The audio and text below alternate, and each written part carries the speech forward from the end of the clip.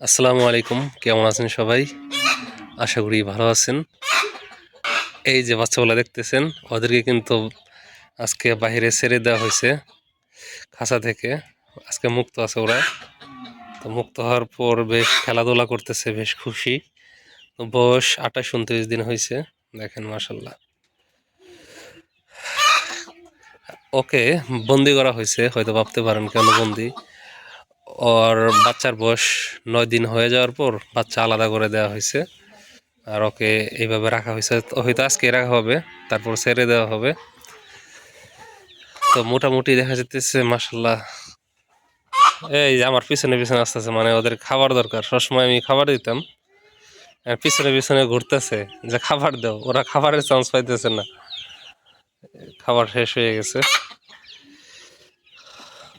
তো এই হলো অবস্থা, দেখেন মাশাল্লাহ। ওর কাছ থেকে বাচ্চা সরিয়ে ফেলার একটা কারণ হলো কি, ও বেশিরভাগ হলো একটু দাহর প্রকৃতির মুরগি, বেশি ঝামেলা করে, হ্যাঁ, তার জন্য একটু আগেই সরিয়ে ফেললাম। সাধারণত অবশ্য 10 দিনে সরিয়ে ফেলি। এই যে দেখেন খাবারের খোঁজে এসে পড়ছে ওরা। এতক্ষণ শুধু আনন্দই করলো, এখন খাবার খোঁজ করতেছে, খাবার তেমন নাই, দিতে হবে। এখন হলো দেখায় যে পূর্বের যে প্লেস, ওখানে নতুন করে বাচ্চা ট্রান্সফার করা হয়েছে। আর এজন্য আর কি এই বাচ্চাদের এখনই ছেড়ে দেওয়া হইলো, এই ঘরে রাখা হয়েছে অন্য মুরগিগুলা। দেখো আপনাদের,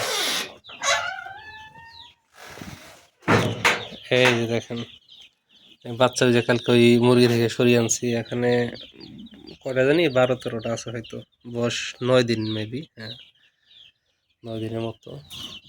আর এই যে এখানে দেখেন ওদেরকে আবার এই যে এইটা থেকে এইটাই আনছি, ওদের বয়স হলো দিন 17-18 দিন হবে, এরকম বয়স হবে। এখানে গলা ছিল আছে 2টা, এখানে মনে হয় 17টা বাচ্চা আছে। দেখেন মার্শাল্লাহ কত কিউট। তো দোয়া করবেন আমার জন্য। এগুলো কিন্তু পিওর অরিজিনাল দেশি মুরগির বাচ্চা। যাদের ইচ্ছা হয়, যে প্রয়োজন যদি কারো হয়, তাহলে জানিয়ে রাখতে পারেন। আল্লাহ যদি সব কিছু ঠিক রাখে, তাহলে কিন্তু সামনে থেকে ইনশাল্লাহ সেল দেওয়া শুরু করব। চীনা হাঁস এখনও ডিম দেয় নাই, ডিম দিলে ইনশাল্লাহ জানাবো। বাচ্চাগুলা সত্যি অনেক ক্ষুধা লাগছে, ওদের খেতে দিতেই হবে, চান্স পাইতেছে না তেমন খাবার।